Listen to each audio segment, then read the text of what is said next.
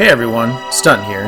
I just wanted to give a huge thank you to everyone for supporting my previous video in this series called What is Hyper Metroid? It has almost 5,000 views and it's gotten a lot of positive feedback. Seeing how well it's been perceived really gets me motivated to make content, which has led me to this video you're about to watch. I hope everyone's staying safe out there in these difficult times, and I hope you enjoyed the third installment of the What Is series. I now present to you What is Ancient Chozo?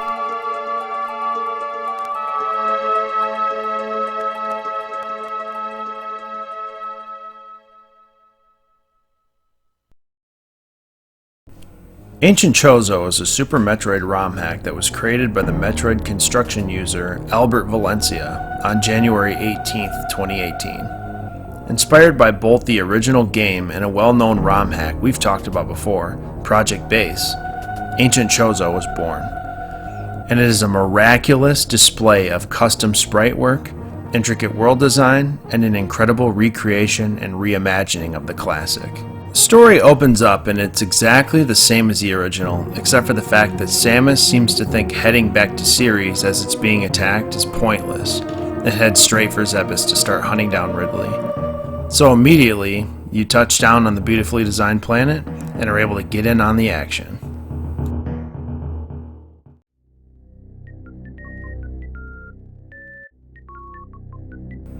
The game itself functions incredibly similar to Project Base. In fact, Albert stated that the main inspiration for making Ancient Chozo was everything that project brought to the table.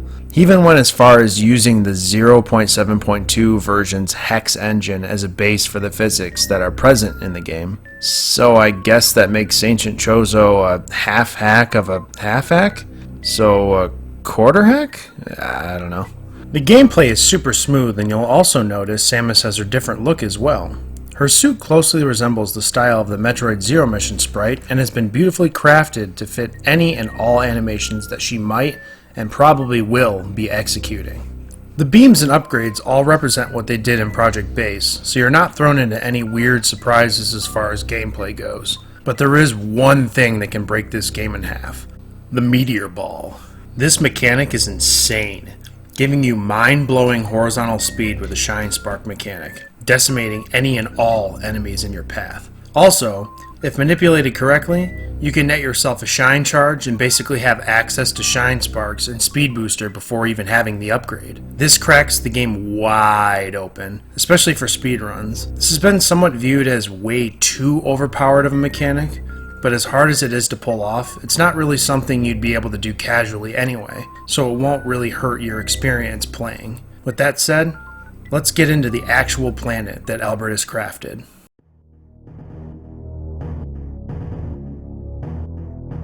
From the second you leave the ship until the moment you return at the end of your adventure, almost everything you come across is just jam-packed with detail. Even though the map and rooms mostly resemble the same shape as the vanilla build in Project Base, he took his artistic prowess and love for design and created one of the prettiest playthroughs of any 2D action side-scroller to date.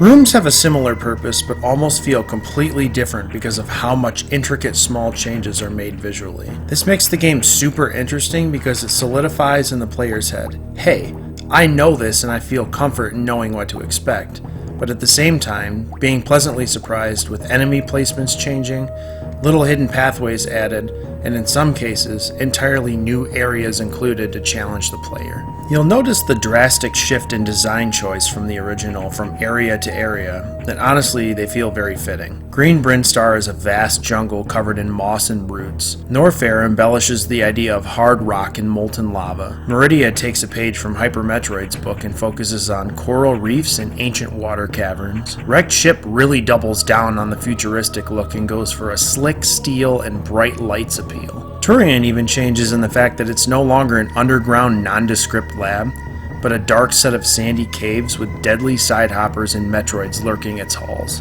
The mix of custom sprite work that Albert added to the game is just insane. I mean, look at Kraid's lair. It looks like Contra vomited all over it in the best way possible. Plants, spores, spikes, the game really speaks for itself here.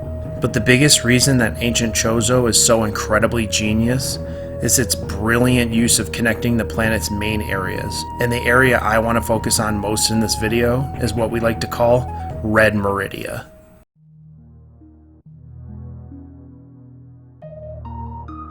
Red Meridia is the perfect example of taking two areas that didn't seem to make the most sense being next to each other and blending them together in one cohesive ecosystem. Brinstar's red bricks are sunken into Meridia's deep waters, and amongst the rocks are soft moss and ivy that begins to cover the environment. Plants and fish alike inhabit its calm, dark channels and really bring a sense of relaxation to the player. Albert created custom music for Red Meridia as well, mixing the red brick Brinstar theme with the aquatic dark Meridian theme, creating an all-encompassing and atmospheric melody that is equal parts haunting and beautiful. This area is so important to the overall feel of the game because it links an arguably clunky section of Zebes and makes it a fantastic experience for anyone passing through. Words really don't do this area justice. It's really just something you have to check out for yourself.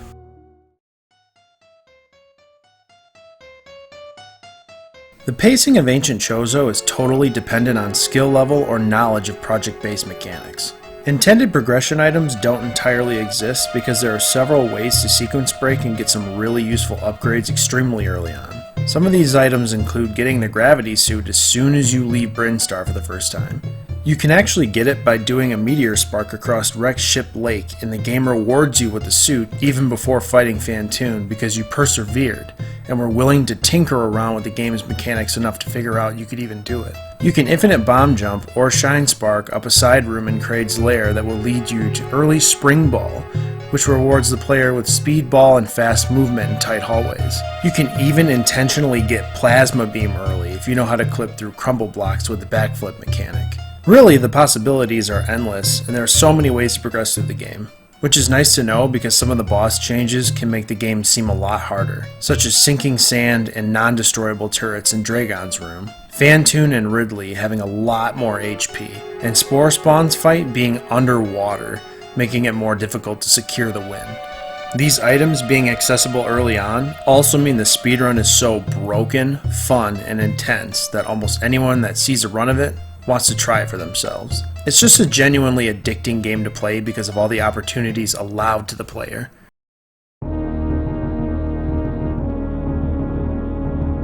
With everything I've said in this video today, the question stands. Stun, should I play this game? And to that I say, absolutely. Ancient Chozo's aesthetic and the way Albert uses his world building skills to create such a brilliant ROM hack really do make this an incredibly solid title. I feel it's a game that both ROM hack fans and lovers of the original can really sink their teeth into and get something out of it.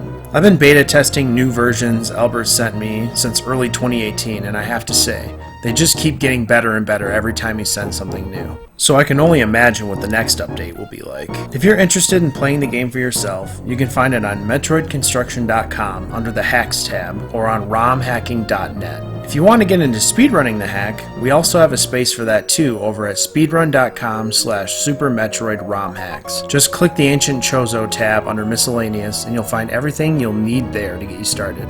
I really hope you enjoyed the video, and I couldn't be more stoked with how everyone seems to be enjoying this series. I'd also like to say that we're approaching that 1,000 subscriber mark here soon, which is unbelievable. So if you want to support me and the channel, be sure to give it a like and share this to anyone you think might enjoy it. With that said, I'm Stun, and I'll see you next mission.